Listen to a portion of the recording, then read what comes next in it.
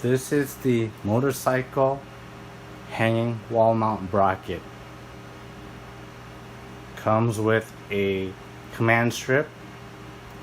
Optionally, you can forego the command strip and use the pre-drilled screw holes. I'll demonstrate on how to mount it and hang your motorcycle helmet. With the command strip,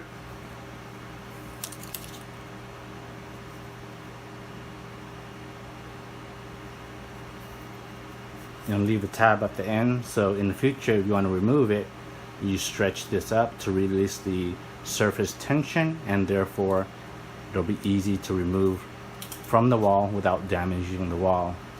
And here it says this side is towards the wall. So now that I have it mounted or taped onto this bracket, find a suitable place on the wall. If you're not using the tape, you want to probably find a stud inside the drywall using your stud finder and go ahead and mount it on the wall.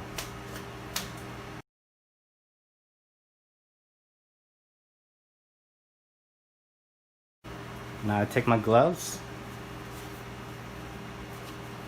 You can just stick it into the bottom. To make it nice and neat, I like to fold it in half first.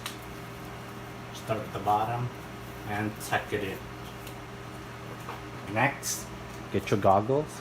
The bracket can accommodate even wider goggles with the nose bridge here, as you can see. I like to keep my goggles nice and neat.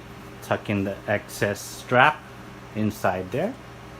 And now you want to just find a hole on top here, and you want to put that inside or into the middle knob there.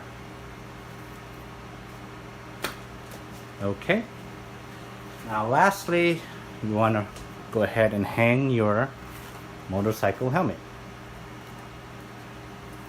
And you want to put it so that it can just hide the previous two items you put, the goggles and the gloves.